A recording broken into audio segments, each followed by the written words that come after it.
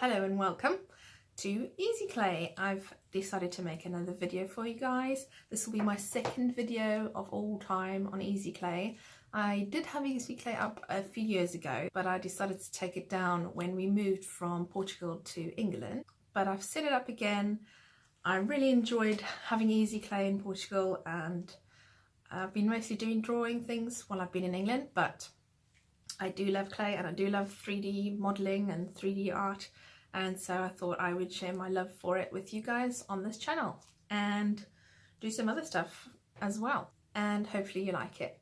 So today I'm going to be talking about the clay tools and accessories that I have. So behind me is a unit where I have all of my clay things. I also have some other stuff dotted around the room. This is my dining room, so you will see stuff like mugs and wine glasses, etc. But I find that this is the room that I'm happiest working in and has the most light, etc. The first thing I want to show you is the clay itself. I do use various clays. I use Fimo, I use cold porcelain, which is called massa biscuit if you're Brazilian, and it's some cool stuff. It's also air dry clay, but it dries to a more of a Fimo consistency, but not as heavy as Fimo, I wouldn't say, and you don't have to bake it in the oven, so it is an air dry clay. So this is the stuff that I love working with. It's called lightweight clay. It's Japanese air dry, lightweight, whatever you want to call it, and this is the basis of most of the things that I make. So I'll just show you guys if you can see it. These are the kinds of things that I like to make. These are magnets. This is a brooch, or brooch, will be a brooch when I add the backing to it. So I made a little base for it. I stamped in a brick texture, made the roses, made the leaves, and used a mold for the letters. And I also make hair clips, things like that, and stuff just for fun. This was a friend who came over the other night and decided to make something with the clay, and she made this beautiful little flower, and actually I think that would do really nicely as a hair clip or a magnet, or just a little, you know, people use for their bullet journals, they use the big paper clip kind of things. So you can really stick this to anything and make amazing things from it. So yeah, so this is the clay, air dry clay. Some people use it to make butter slime, which when you add it to slime makes this like strange consistency. But yeah, so this is the stuff. Personally, I think it's so user-friendly, dries real quick, and makes some awesome things. So join me, I'm going to be starting the video on all the accessories that I have. There'll probably be a lot, so it might be a two-part video, so bear with me.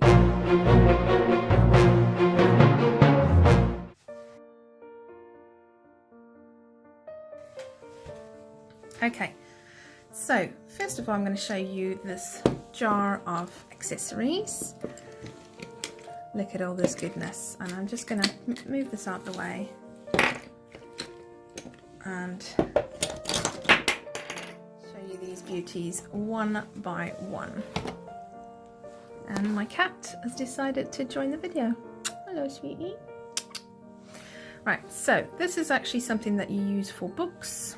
It's used to make holes into card so that you can, hello my bunny, just kissing my cat there, excuse me, so that you can make holes so that you can do your own hand-stitched books. So that's useful. Then I got this set of, got this on Amazon, and if you just search clay tools, everything that I've got you'll pretty much be able to get from there.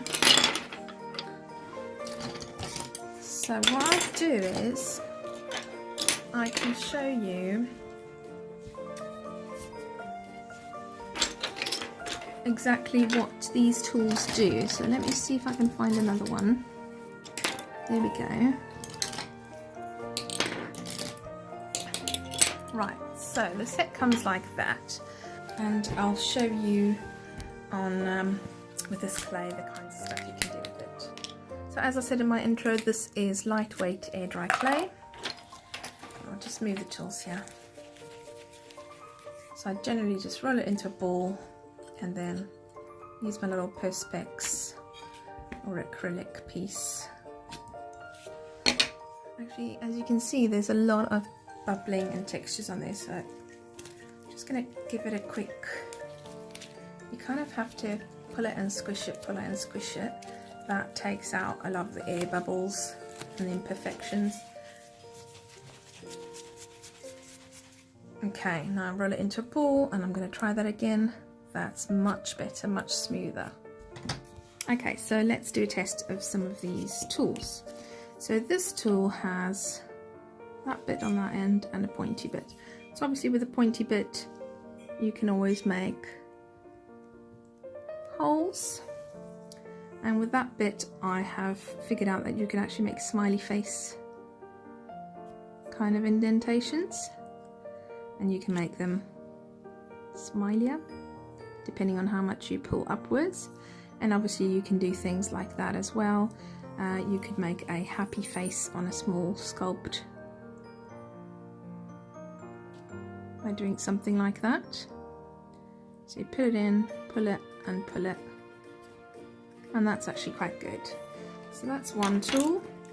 The next tool has like an arrow shaped ending and this strange shape. Now this I thought was going to be not useful for much, but if you put it in like that, it actually gives like a buttonhole kind of 2 dots kind of shape.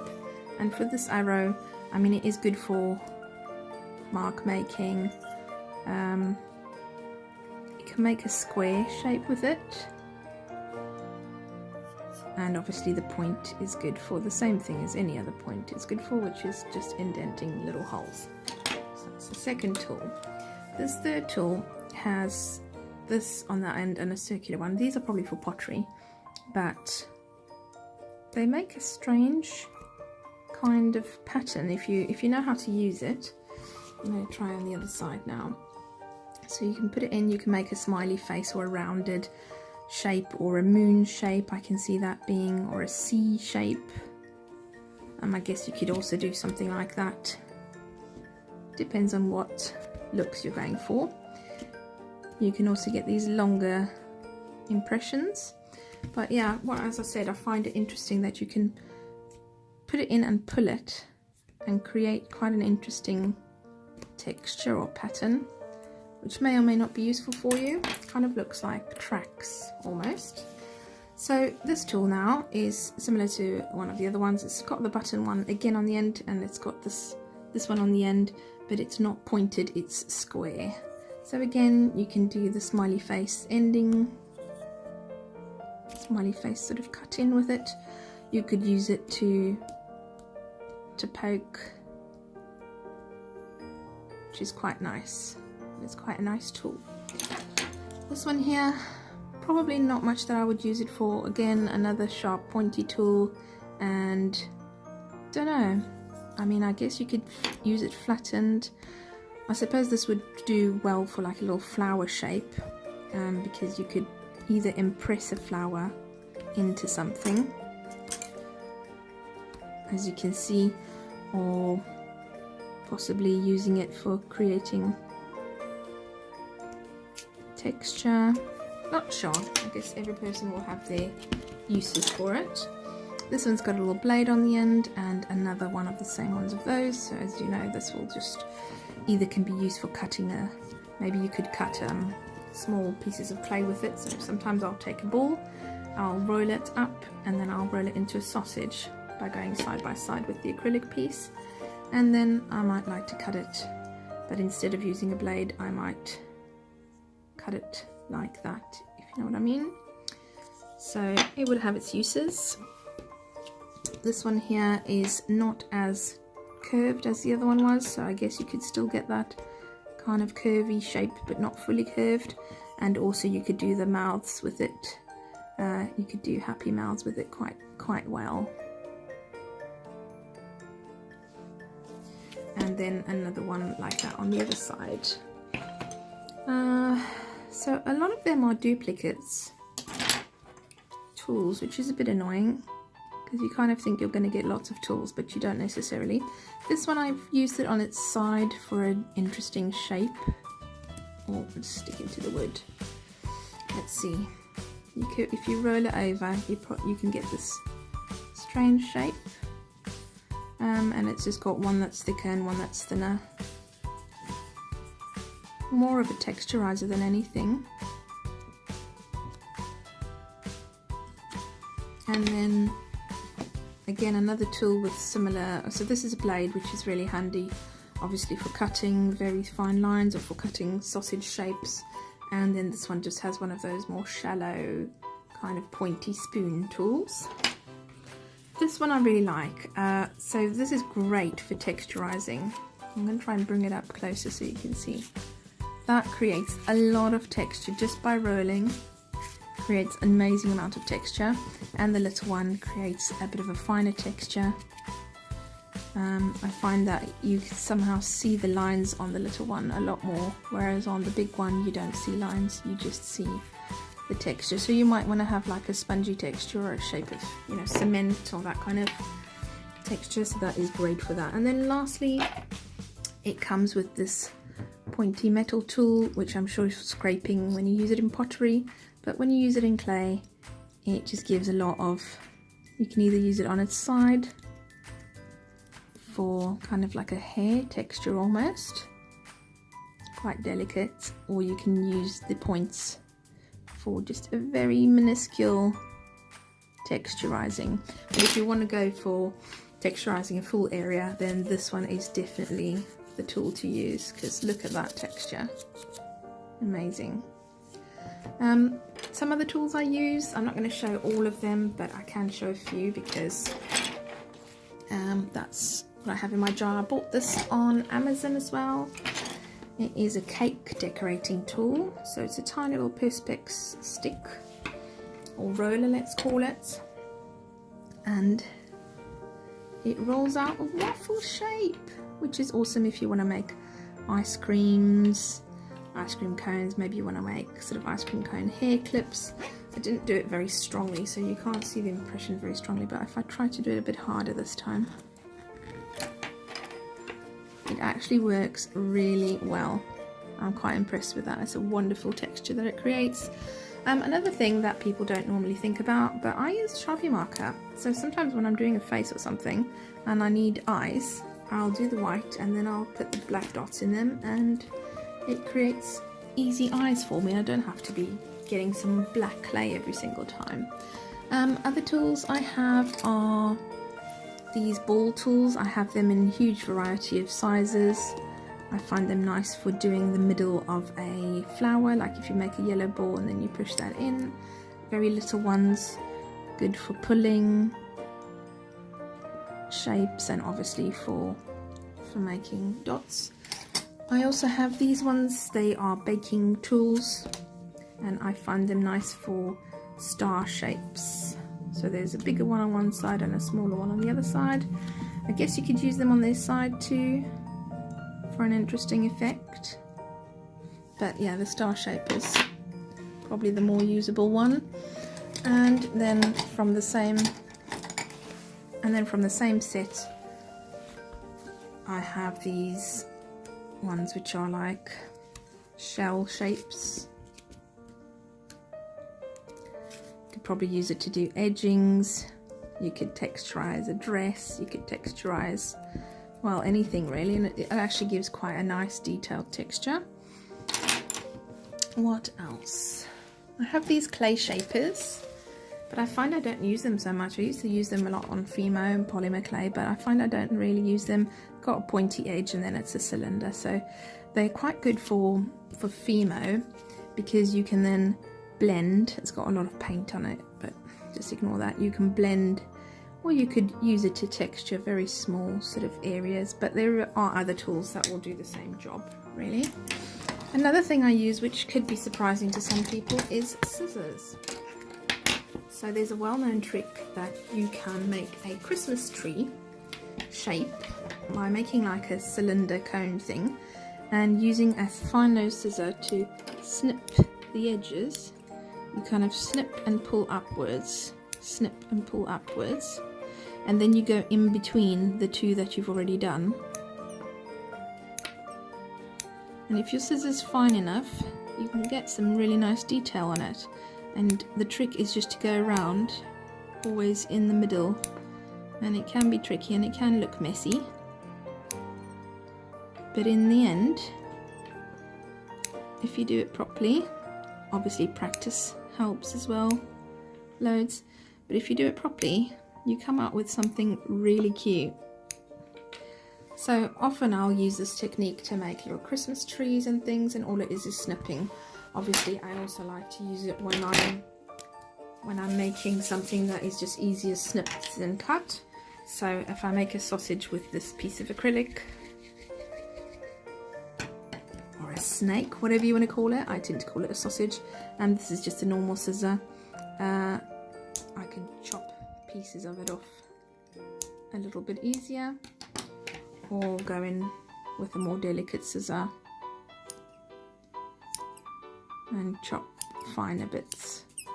So yeah, so the scissor is actually a tool that I use quite often, and I do enjoy it and think it has its places. And then I have things like, so this came with some of the clay sets that I've bought, but again you can buy it very cheaply on Amazon. And I'll just show you that it gives you quite a sewn texture, hand stitching let's call it. So